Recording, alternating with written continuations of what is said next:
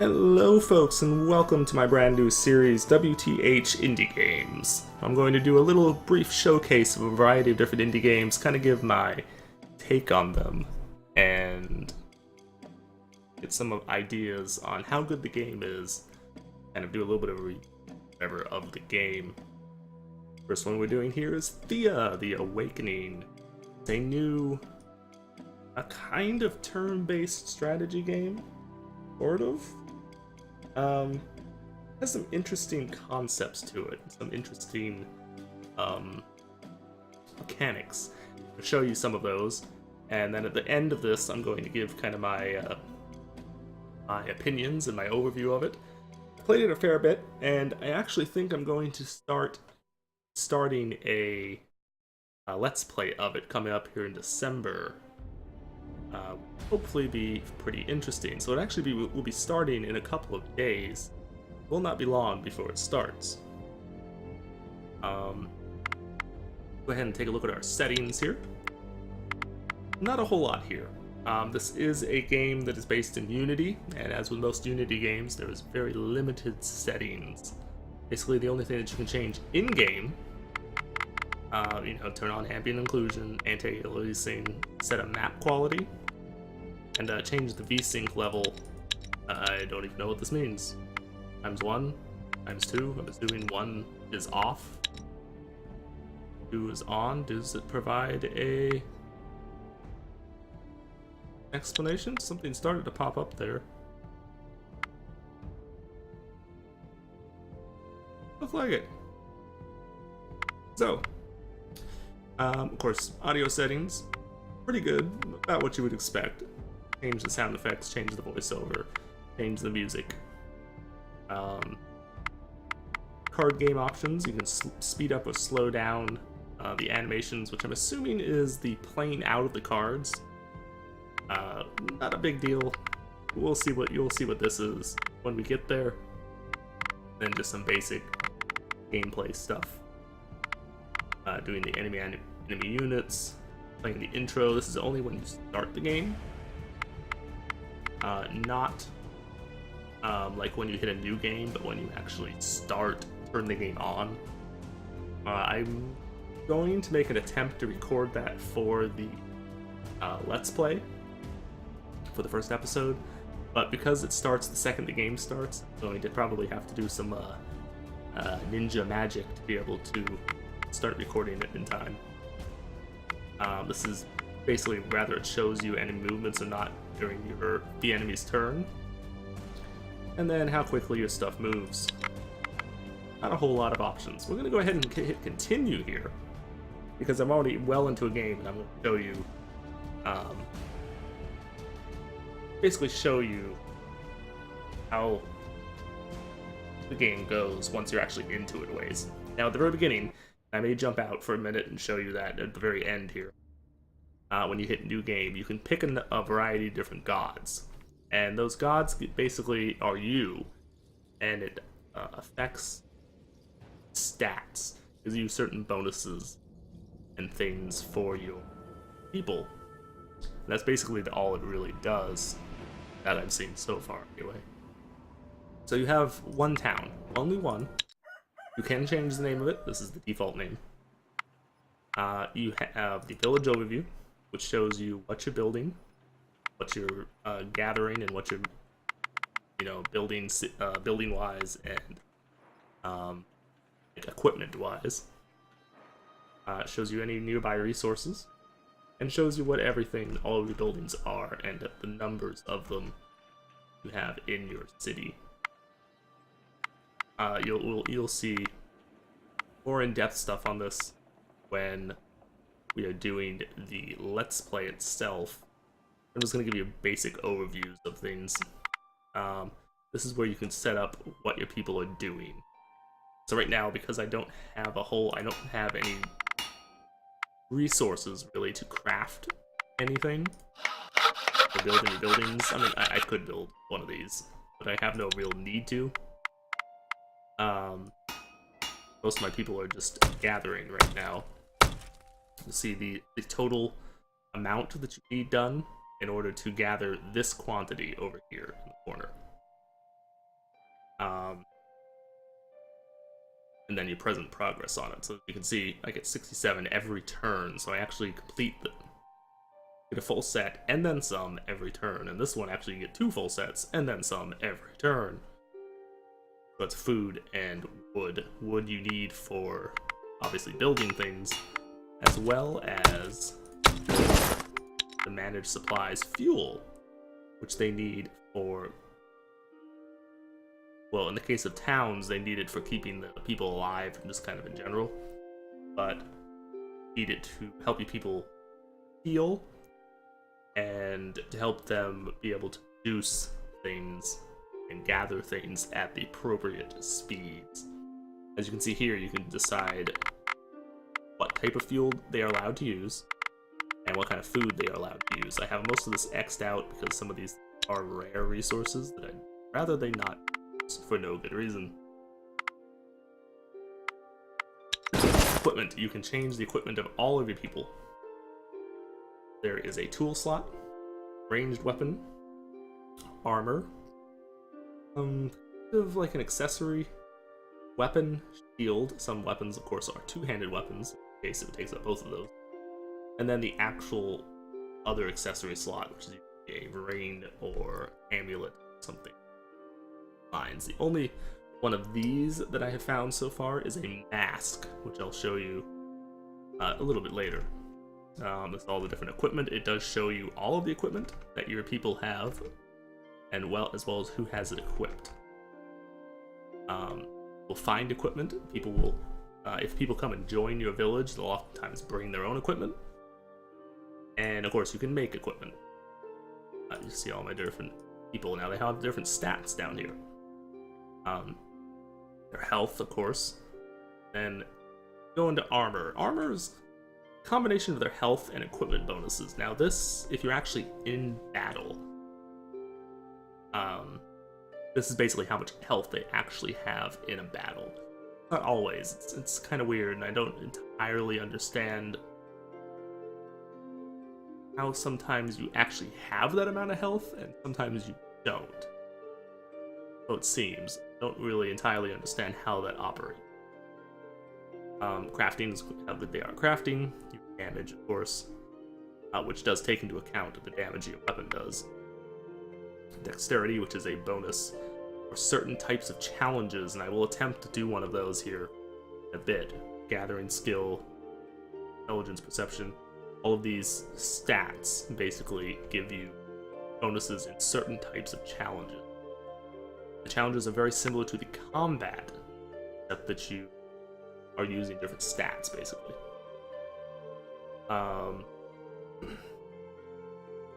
Some people are good for crafting, some people are good for fighting, and some people are good for gathering. They rarely are good for more than one of those things.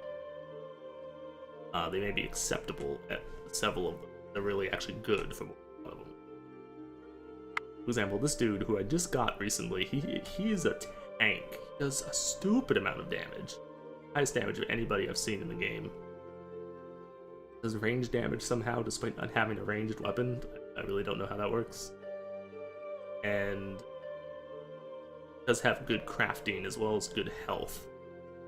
So he is a monster, basically. I want to find him with my adventuring party, my expedition that's down here. Plus 10 is the number of people that are in it. This is basically the force that you use to go out and gather resources, explore the world, and do quests and fight and do basically the majority of your time is spent with your expedition. Your city really doesn't serve too hell of a lot of purpose, really, other than a place where you can manufacture equipment. It is rare that you care. Now, when you set up camp with your expedition, this is where you can gather materials. Obviously, your city cannot move, and only whatever materials happen to be around it available. So you have to go out and gather other things. Gather and steel. A little bit of wood, because they need wood to... basically the same reasons that the city needs wood. Help them heal, to help them gather at the proper thing. And basically to help them keep alive.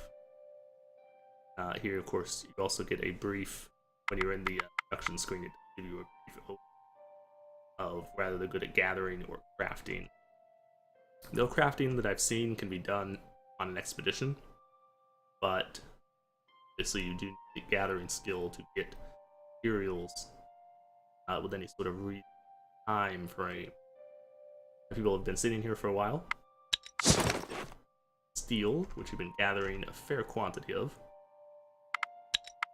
You only get 6 per thing, and you use a lot of it, so people are going to be here a while. Well, they would be if I wasn't going to pull them away to show you some of the game. Kids are something that you can find from quests, or they can appear in your city from cabbage patches. Cabbage patches you have, the more likely you are to get a kid. Pastures and cabbage patches, as well as any other food type thing, will also help draw adults, people, to your cities, like that dwarven dude. Although I think he came from a quest. Quests will just sometimes happen to you. They'll just happen in your city. You know, a wandering adventurer basically comes upon your city and asks you to do something for him. You know, share a drink, which is what the dwarf wanted. And once you do that, then they're like, "Oh, you guys are cool." I'm gonna say, "Okay." Or that was in his case. Or sometimes they'll give you these other quests that they want you to go do. Of course, I was running the tutorial quest, which is still here. Not entirely sure why, but and here's the other option to do. This will show you all the resources on the map that you have revealed and discovered. Some of them are very rare, like this one is leather. This is the only place you can find leather that I have seen. You can find steel that I have seen. Are there other places? Almost certainly. Do I know where they are? Not a damn clue. Explore more. Helps you cycle between your groups, so if you have multiple expeditions, nowhere near have enough people to do. Not safely, anyway.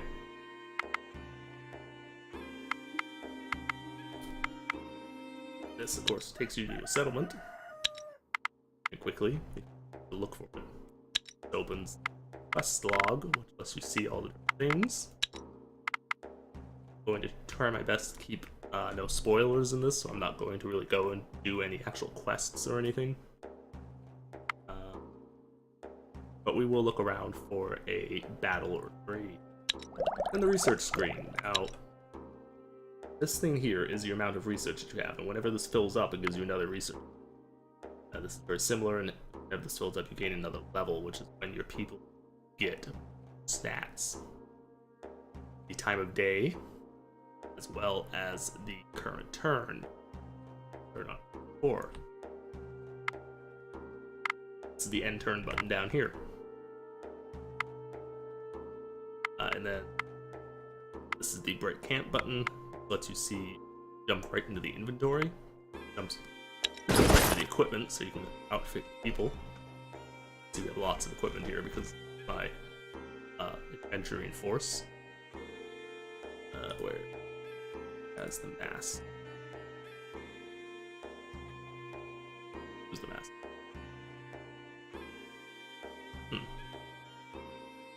Currently lost the mask. One of these people had the mask in that slot. Who it was and where it is. You have lost it. Unfortunately. Anyway, that's the research screen. Once you have a research point, you spend them. You have 3 different tabs: gathering, crafting, and construction, just like you do on your settlement. Gathering is all the different materials in the game. If you don't have this unlocked, you can't gather them. You won't even find them on the map. Although you may find them from quests as like part of the reward. This is equipment under crafting. So we have weapons, armor, shields are like right there. Food. Food that isn't simply grown but is cooked. better food, essentially. And then the buildings. There's not many buildings, but a few, but not many. Research points are very rare. They are not easy to find. They're not easy to get. And it gets increasingly harder to get them. So you have to be very careful, very selective in what you unlock.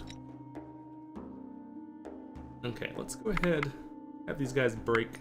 Come on. Here for a couple turns, real quick. Okay, you can hit your turn. See, now it is nighttime, so it has gotten dark. It will tell you when you have people idle in your village. It's a simple matter of giving them something to do. Most of the time, this a little difference. I do wish this would go away, however. It does not. It will go away the next turn if everyone is assigned, but clicking on it and, fixing that does not cause it to go away, which I feel that it should do. But unfortunately, it doesn't. We are gathering a fair bit of steel. A couple of turns forward. Let me show you the crafting thing. I have no real sources to craft anything, so you have an idea. I can go under pasture. I wanted to make it pasture. Now you can look through the various materials you have available. There's a number of different types of wood. The better the wood, the better. Well, I don't think it really matters too much for buildings, but the better the equipment would be. But that makes a little difference right now. So, just give them out. Here. Set up all the desired crafting materials, and the desired food, because this is a pasture where you're, raising animals and they need to eat. And this is the things it'll do. Adds additional food and lets you attract people more. But of course you do need to feed the people. Can occasionally backfire on you. Now, trying to check here real quick and see. Don't really have sufficient materials to do it. If it's possible to get better food growth. Don't think it is. I might be wrong. But from everything that I've seen, we were stuck with whatever the thing can do, basically. Not so much the same with equipment. Now, see, for armor here, I do not have all the materials that make this.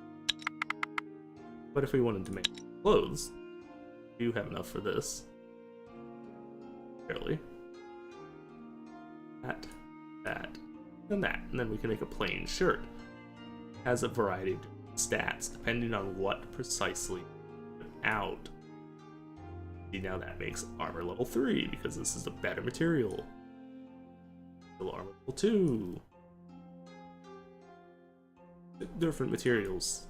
The better the material, the better the equipment. They're all the same here. So, you need a lot of materials. If you're actually trying to make stuff, you burn through your materials very, very quickly. Very quickly indeed. Okay. For now. You will see this is your movement point. Or your people in a turn. Go and explore some of this map. Now the map is sometimes not very responsive. You have to kind of click and hold it. You can't just click. Which can be good, but can also be not mildly annoying. Now you can see this is mostly water. We are at the edge of the map down here. And unless you're looking for fish, there's not a whole lot down here.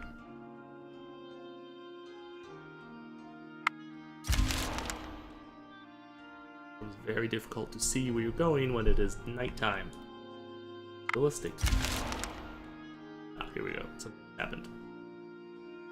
They are informing us that we have found slavers. This I can do without risking anything. But we'll keep an eye on them. We'll jump to where they are on the map. Gives me experience with finding them, essentially. they're right near my town. That could actually be a problem because they may. The last group of slavers I found didn't do anything. They kind of sat there. But they may attack my city. Possibly. So let's go up and deal with them. So, as you approach, they're a mixed group.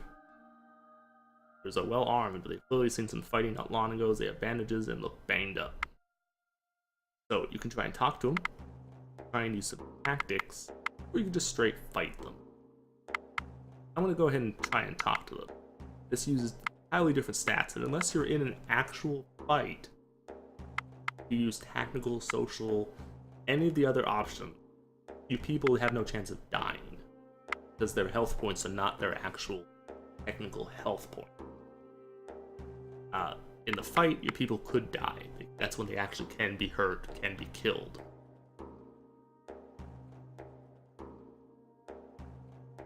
So, let's go ahead and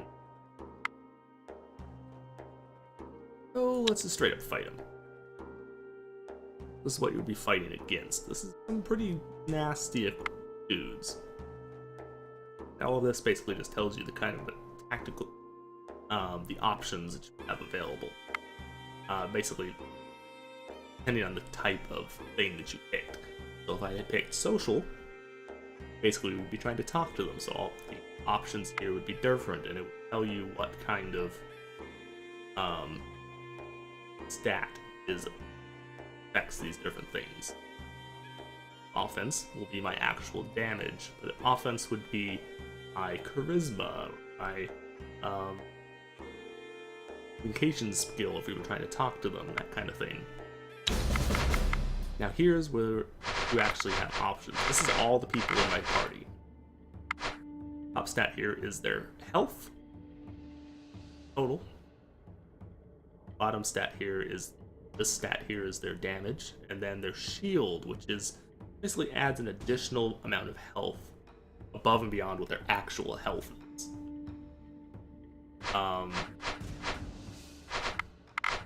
Bad. Some of my people, for example, this guy, are not very good at defense or at combat. This guy doesn't even have a weapon. But they are good for different things. Shield, this guy is able to shield for a lot, as well as counter enemy cards. Cards being can reshuffle. Potentially, anyway, give you a different thing. You always have all of your people, but it kind of divides them evenly between the offensive, the people who are actually fighting, basically, and your tactical, which allows you to do these different abilities.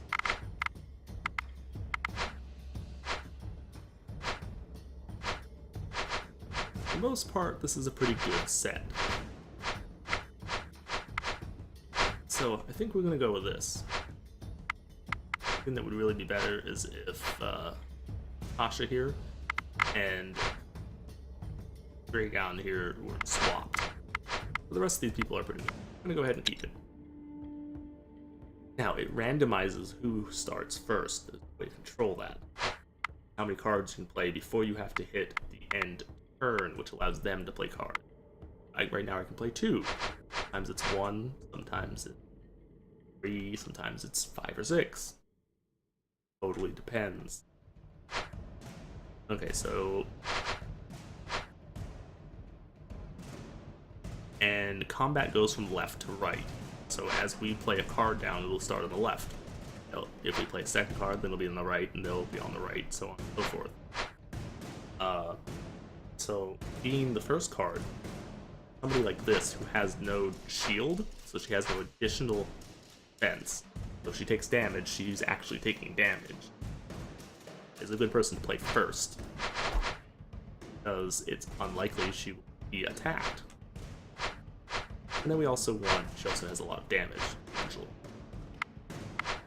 And we also could use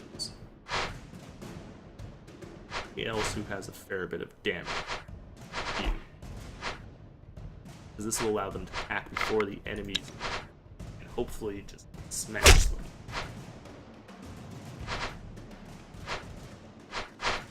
Put some attack there that I don't entirely understand. Don't always get how exactly what the game is doing. That allowed him to do some damage to start with. Only like 1 damage. Still, actually no damage. We know how that works. But I'm going to go ahead and throw down a Confuse. What Confuse does, there's 2 rounds every time it shuffles the cards. The first round, if they're confused, they can't attack. You have to wait till the second round to be able to do anything. So if we confuse this dude, he only gets to attack us 1. Really good because a hell of a lot of damage.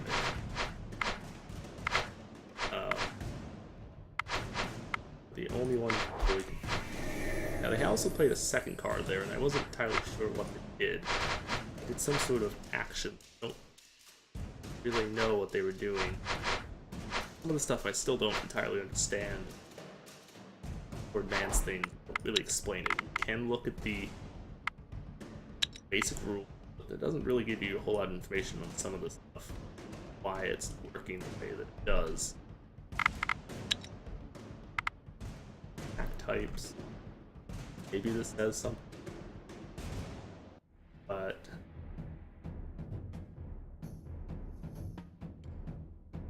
don't really. Some of these things really difficult to know precisely what they're talking about, precisely what happened. So you see, now I can only play 1 card. So I guess actually I played 1 to confuse him, so I guess I could play 2.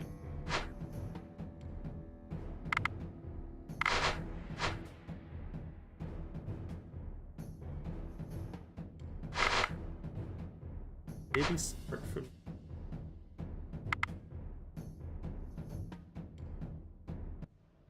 In fact, it would be very smart. Unfortunately, I can't do both. They might be very smart for me. Actually, no, we definitely want to play. First action will move him, so this guy will no longer be able to go first. So he will get attacked twice by Ogden here, and he will die before he can do anything.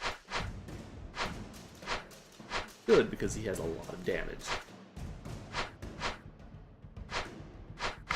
And we have to end our turn.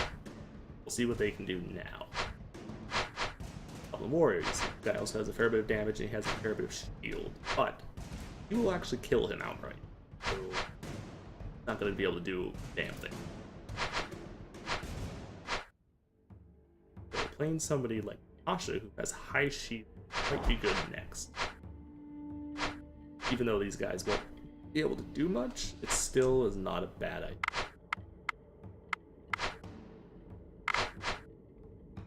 And because he will be able to damage anybody who comes after her. And for the most part, your people and their enemy people attack to the right of them. They don't attack people to the left unless there's nobody for them to attack to them. Usually. So, like, Nirvana here will not attack the sword fighter unless there's nobody to the right for her to attack. Asha will not attack this goblin warrior, again, unless there's nobody else for her to attack. So, placing your people a little more shield. Although putting your people with shield is probably better at the end.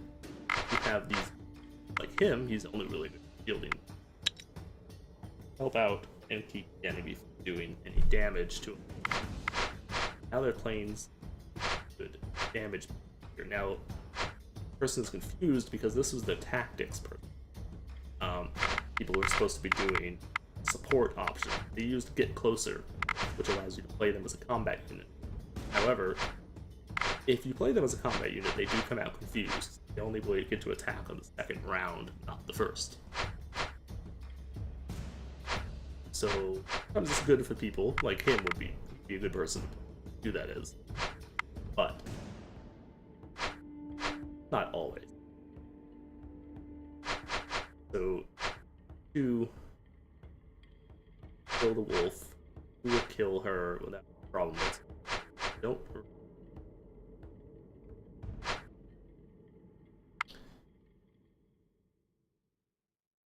not very helpful unless I want to pull you out.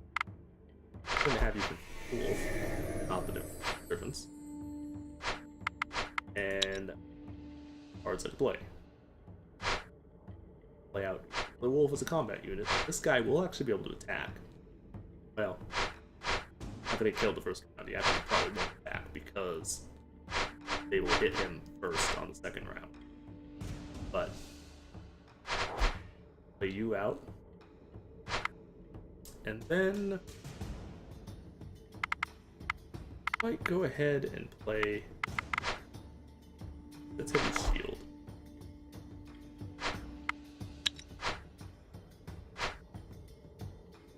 And there's their final person, and he's not survive very long. So go ahead and use him just because I need to play the card and go into battle.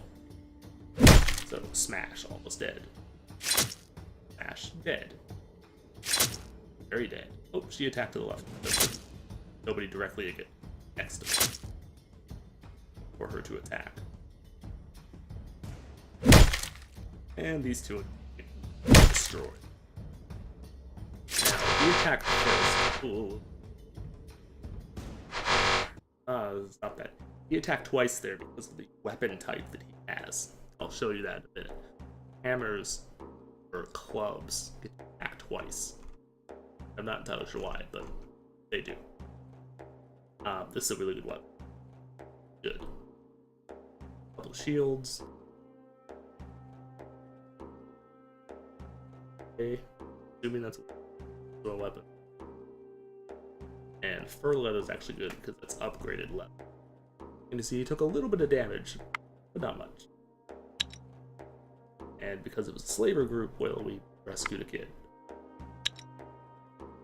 He and a research generally get from doing any fights or quests or anything. You get pretty much always get XP and research to varying degree. Okay. Go ahead and we'll jump in here, look at the weapons. Good damage weapon. It is, however, I believe, might be. What is it? It is one-handed. Okay, that's good then. The people do have a weight limit, maximum amount of stuff that they can carry on all their equipment. He really can't carry anything that's better. So unless this weapon weighs less and actually weighs considerably more, this is the weight. That number there, it says Citrinax down below, that number 130, weight of the weapon. So clearly he has weight additional, and this only weighs 45, so can't use it. Vortec, this is the reason Vortec does not have a weapon, or any equipment really, because this shield is all the weight he can carry. Goes to Sasha here, who could carry a hell of a lot more than what he's got. Which is true for the majority of them. But yeah, Bogdan here, as you can see, he has a Warhammer, and allow you to attack twice. Not entirely sure why, exactly the mechanics behind that. For whatever reason, he gets to attack twice. I'm not going to argue with it, because it works in my favor.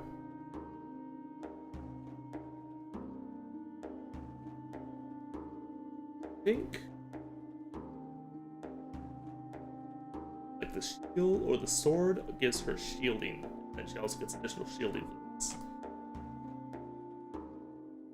Actually, I don't know that I want despite this technically being a better weapon. Some of these things, I don't know that I actually changed. This indicates that the two-handed weapon.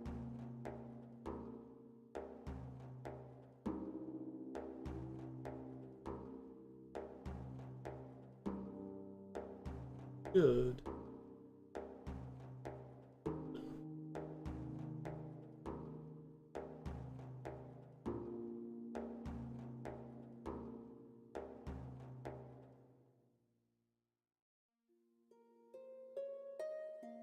Does 12 damage. actually might be a good weapon swap for the Bone Crusher here. Does more damage normally, but poison damage is a little bit different. If they're already hurt, poison damage is doubled. So this could actually do 18 as opposed to 12 if they've already taken some damage. Be truly devastating. Potentially.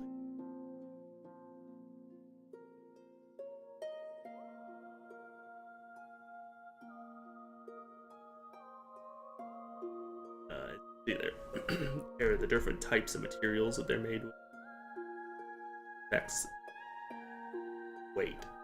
They're using stone there, and wood makes it heavier than using stone, malachite, or amber. Amber ones.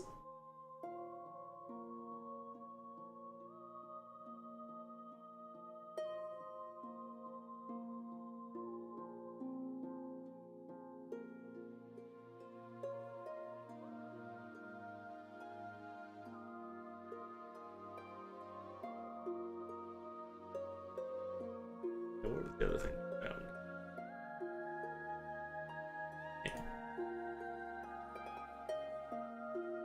I think I will swap these out. Because that'll ultimately let potential damage. And basically all bad there. So we will take a swing through the city. So we can join here lets you all you people in the location. Now we still have all our main people gathering, which is fine. That's what.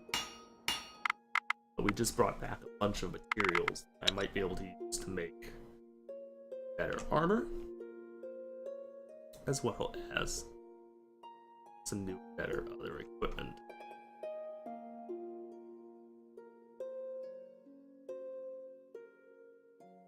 Bunch of for Brigandine armor. There's the weight, and that's actually pretty damn good. Buff armor, I believe. Yeah, that's worse. And to see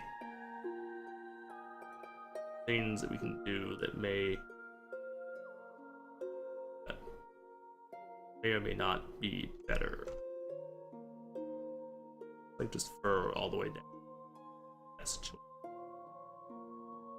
We can only make one of these, however. Well, at least one that's good anyway. Could put wood and a stream there. And make one more. It would be slightly worth it. Albeit not that long.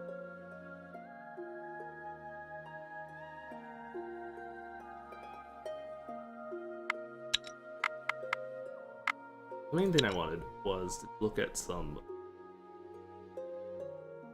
better, that much better than not as better as I.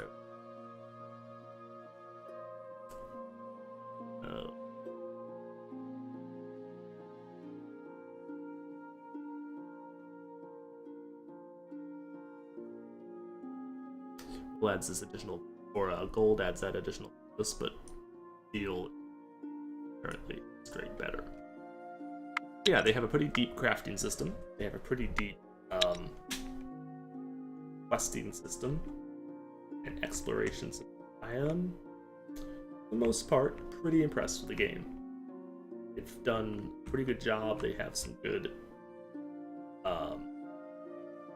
design decisions, interesting choices. I do look forward to playing it a little more. Do I recommend it? Yes, actually. I really do recommend it. It's a good game. It is in early access, or no, actually, it just came out of early access a couple days ago, as of me recording this. Was on sale, may still be on sale, but not for very long. $20. Got it for a little once because it was on sale for the release.